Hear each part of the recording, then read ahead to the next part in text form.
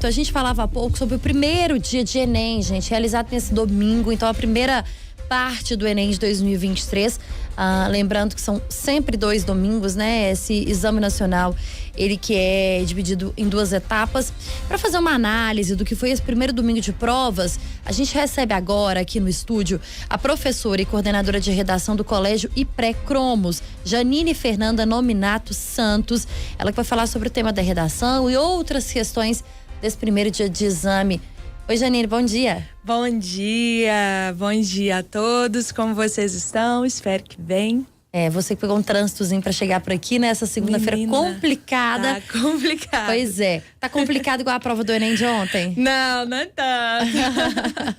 Vamos começar falando. Foi mais tranquilo que o trânsito, com certeza. Pois é, a primeira impressão que vocês, professores aí do colégio IPRÉ, né, do cursinho Cromos, qual foi essa primeira impressão? Essa prova foi mais fácil daquilo que estava sendo previsto para 2023? Foi uma prova relativamente tranquila ali para humanas, mas voltando na expectativa da Sebrasp, né? A nova banca que voltou, né? Foi a banca aí de 2006 a 2016. Essa banca volta com conteúdo associado à interpretação de texto.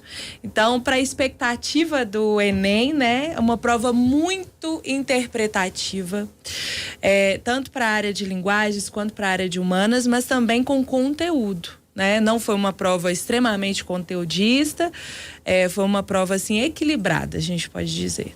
Pois é, a gente fala aí sobre esse primeiro dia de Enem, né?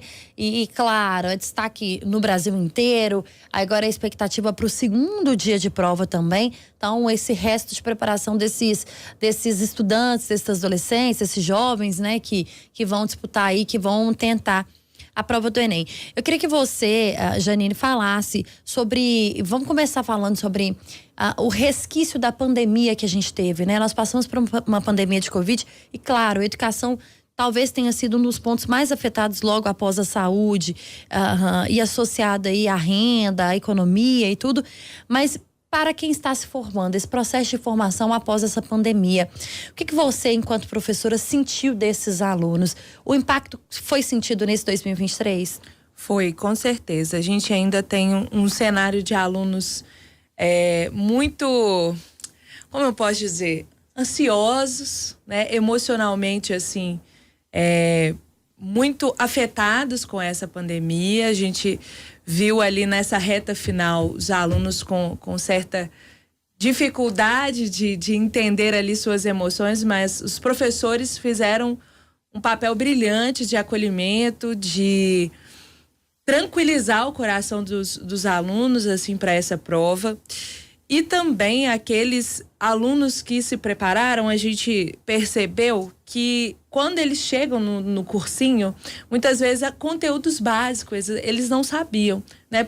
Até por conta desse hiato, né, da própria pandemia. Então a gente teve de fazer um trabalho ao longo do ano, assim, muito compreendendo esse contexto, esse cenário de pandemia, dessa lacuna de educação que eles enfrentaram, para a gente resgatar essa educação básica e ainda ensinar o conteúdo direcionado para o Enem. Então, foi um desafio, mas a gente conseguiu, ao longo do ano, dar conta dessa prova do Enem, como ela se propôs a ser. A âmbito nacional, quando a gente pensa numa esfera nacional e no número total de estudantes que fazem esse Enem, ou na maioria, né? Você acha que a gente vai ter um resultado abaixo do Enem pré-pandemia? A gente já viu as informações do ano anterior, né? Que foi do ano de 2022. Nós tivemos aí um desempenho menor, né? Em número de inscritos e ainda em resultado também. Por exemplo, na redação, houve uma diminuição do número de redações nota 1000. É difícil mesmo para esses alunos alcançar esse resultado, uma vez que há também essa perspectiva da pandemia que os afetou, né? E a gente precisa compreender. Eu acredito que a prova respeitou muito isso também neste ano, sabe? Vamos falar do tema da redação do Enem, então, que acho que pegou muita gente de surpresa, né? Talvez a gente não pensasse que um tema que é tão importante, de fato precisa ser tão debatido, não pudesse parar nas páginas do Enem, mas parou.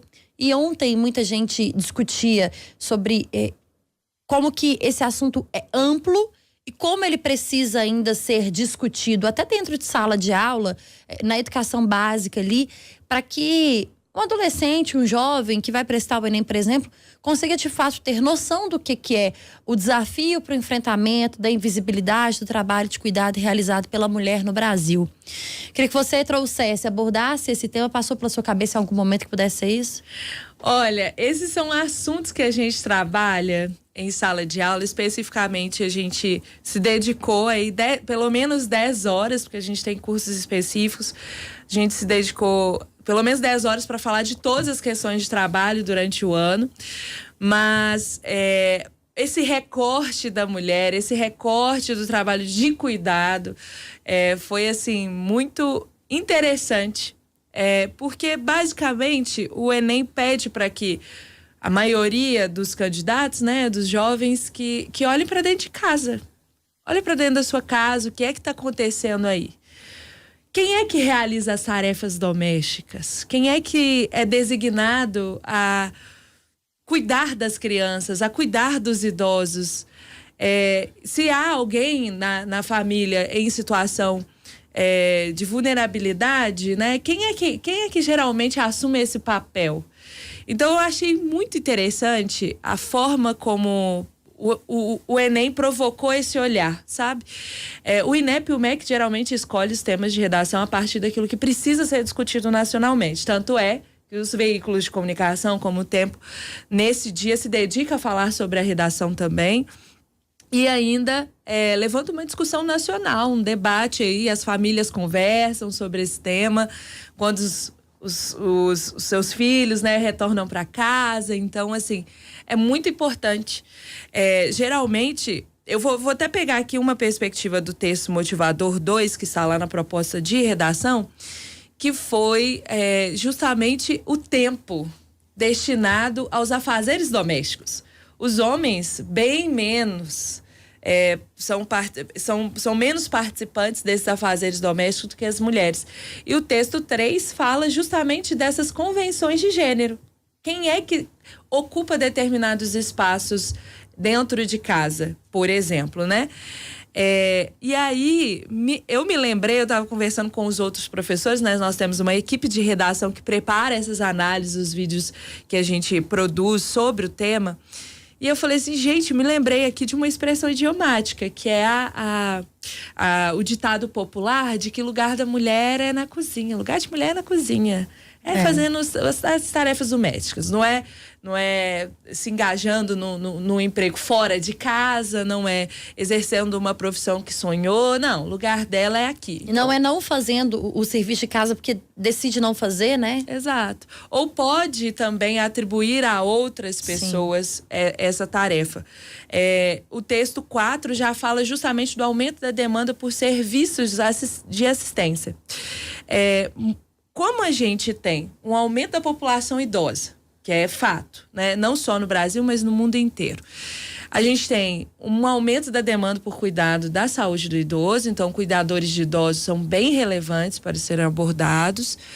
E ainda a gente tem um protagonismo familiar nesse cuidado. Muitas vezes é uma mãe que abre mão do seu sonho de, sei lá, ser jornalista, de ser médica, de ser dentista, de ser advogada, para poder se dedicar à família, se dedicar aos filhos, se dedicar aos pais, né? A gente tem essa geração que está no meio do caminho. Eu me dedico tanto aos filhos quanto aos meus pais.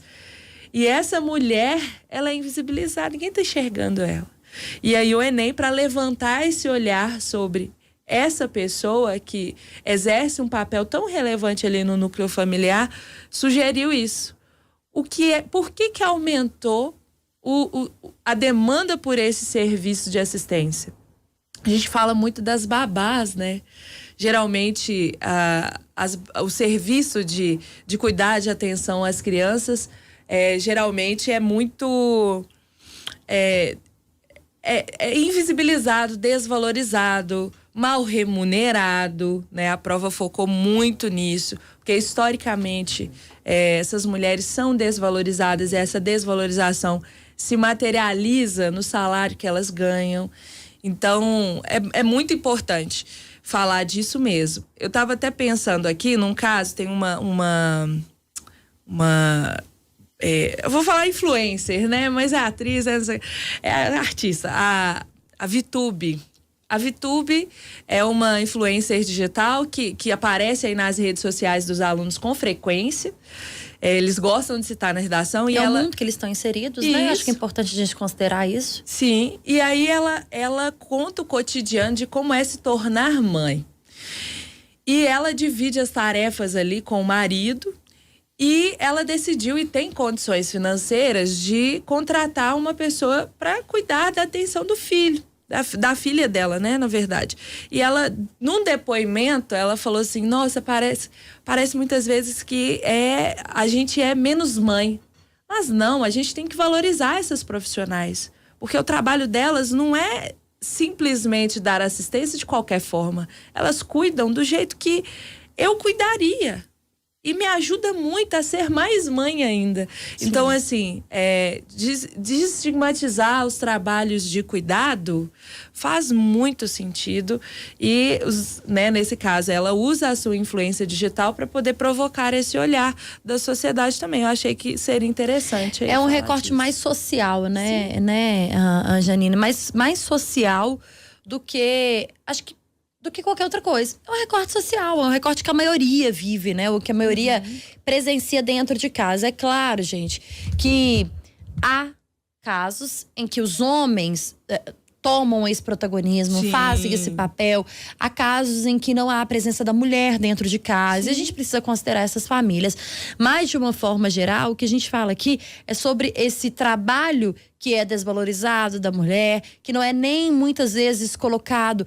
Não tem nenhum nome, né, para colocar a profissão do lar. De fato, é uma profissão. Sim. Muitas mulheres respondem isso. Mas é remunerado? Não é. É valorizado? Muito menos, né? Então, o que sua mãe faz? Ou o que você faz? Um trabalho fora. É visto como quase um crime que a pessoa comete, né? Mas, ao mesmo tempo, quem é que abre mão, por exemplo, para cuidar dos filhos, para cuidar de um pai, de uma mãe, para cuidar de um parente, como você bem colocou? É a mulher, muitas vezes. Sim. Então, um tema importantíssimo de relevância nacional, de relevância mundial, que a gente precisa, sim, discutir e que a gente precisa, sim, trazer como debate. A segunda prova do Enem, no dia 12 de novembro, né, Janine? No próximo domingo. Então, que vem aí agora a outra etapa, que é a etapa que é bem diferente desse primeiro momento, né? Sim. Agora é prova de ciências da natureza e ciências exatas, né? É um momento aí diferente. Os meninos falaram muito dos textos longos nas redes sociais, que assim, geralmente provas de linguagens humanas usam e abusam, tem que ler muito, tem que ser bom leitor. Mas o que é a grande novidade aí que eu achei sensacional deste ano foi a prova colorida. Fez diferença pra gente. Na prova de geografia, falando de aquecimento global, na prova de linguagens, especificamente ali na parte de arte, colocando o corpo, o grupo corpo, e tem uma representação do que eles visualizam mesmo, muitas vezes, em espetáculos de dança. Então, assim, contribuiu muito e ajudou muito na interpretação do texto, a prova ser colorida. Eu acredito que na matemática, com certeza, os gráficos serão mais interessantes e ajudarão justamente nessa interpretação de textos que precisam dessa cor aí. E na biologia, né, também eu acho que pode contribuir. E os conteúdos, assim, que os meninos esperam, eu acredito que aí na biologia vai ter questão de ecologia que vai cair, matemática, trigonometria sempre cai, circunferência sempre cai. Então eu acho que os meninos podem esperar mesmo esse conteúdo que eles estudaram ao longo do ano, previsto no edital do Enem, um conteúdo associado à interpretação também, que eu acho que a prova tá bem nessa pegada. Esse ano ela se mostrou assim. Agora você falou uma coisa interessante, né? Precisa ser um bom leitor. Leitura sempre vai ser base para um bom começo de estudo, né? Com certeza. E acho que é um momento que a gente também reforça aqui. Para aqueles que, muitos estudantes, gente, fazem o Enem num ano anterior, para um teste, né? Pelo menos eu, na minha época, ainda fiz, né, esse teste. Para que a gente pudesse entender, pudesse pegar aquele clima, né? E de fato entender isso, como funciona. É uma maratona de provas, requer estudo. Precisa que você se dedique, sim. Mas esse estudo não pode ser só uma semana antes, um mês, 2 meses antes. Então, para quem está nos ouvindo e que ainda nesta semana, talvez não tenha sido... Talvez ache que não foi muito bom. Eu acho que eu não fui muito bem ontem, na prova de ontem. Mas dá ainda para recuperar, né? Com a prova do domingo que vem. O que a gente pode trazer de dica principal, além da leitura, para quem está nos acompanhando, está nos ouvindo agora? Olha, fazer revisão. Agora não é momento de aprender nada novo. Fazer revisão. A revisão é que salva esse momento até mesmo de expectativa. Muitos assistem a live de gabarito extraoficial, por exemplo, o Cromos produziu, e se sente inseguro por esse resultado de um primeiro dia que é completamente diferente do segundo. Então você não pode perder suas esperanças a partir de um resultado aí que não seria o que você queria, o que você idealizou.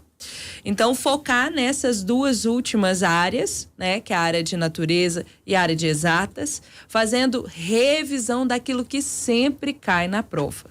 Sempre cai na prova. Então, você tem que saber. Sempre vai cair na prova uma questão de planta, de biologia, por exemplo. Então, você tem que estudar justamente aquilo que sempre cai. E outro ponto, não fique preocupado com acertar todas as questões. Você tem que buscar. Você percebeu que uma questão está muito difícil? Pula. É a humildade que vai salvar a sua prova. É chegar à conclusão, não, para mim essa questão aqui está muito difícil. Então faça as fáceis e as médias, porque para TRI é excelente. E as mais difíceis, você deixa para lá. Depois você volta nessas questões, se você conseguir fazê-las com mais calma, com mais tranquilidade, porque exigiu demais de você, você executa aquela questão. Agora, ficar presa em questão muito difícil é uma tragédia. Não faça isso. Gasta energia, né? Muita. Gasta energia, psicológico, e confunde tudo. E não é fácil, né? Exatamente. Tranquilidade também. Exato. Pro próximo domingo, porque o primeiro já foi. Já. 50% do caminho já tá concluído. Isso. Os outros 50% chegam aí, a outra metade chega no domingo que vem. Janine Fernanda Nominato Santos, ela que é coordenadora de redação do colégio e pré-Cromos, professora também. Obrigada, viu, por conversar Muito com a gente obrigada. aqui e por nos ajudar a entender um pouquinho mais e a falar desse tema tão importante que é o Enem, gente. E vai continuar sendo, a gente torce por isso, né? Isso, exatamente. Educação Muito obrigada. sempre vai ser um tema que a gente vai gostar de falar aqui. Sim, e super necessário. E super necessário. 8h19.